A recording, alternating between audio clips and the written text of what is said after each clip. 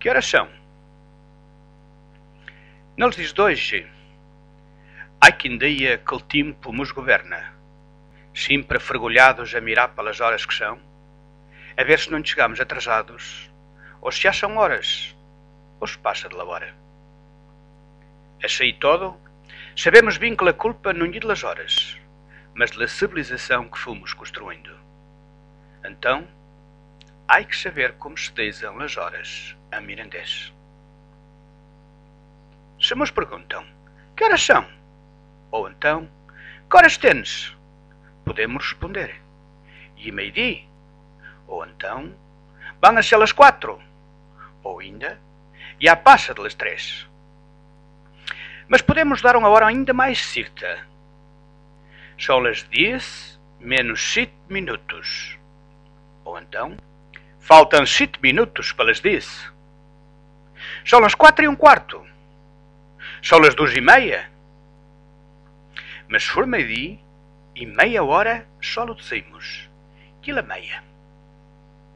E sempre achei constante as horas que o relógio dá, que agora já quase nada de mira para o sol, a ver que horas são. Como se fazia de atrás, ainda não há muito tempo. Vamos então a dizer todas as horas do dia.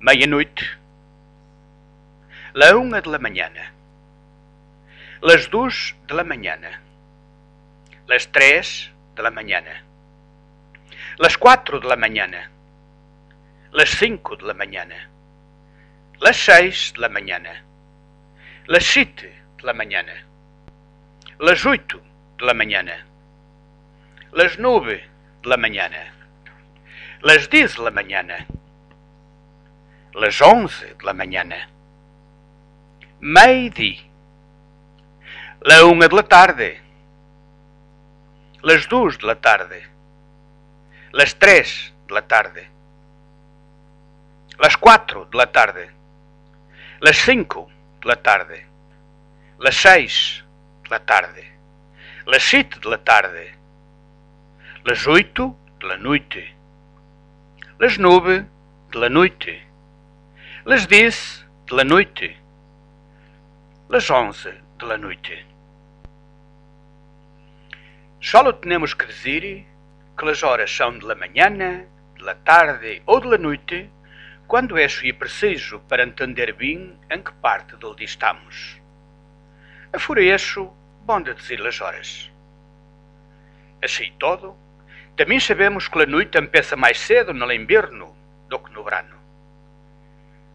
Hoje exponer o artigo antes das horas, menos a meio-dia e a meia-noite, mas também pode não exponer.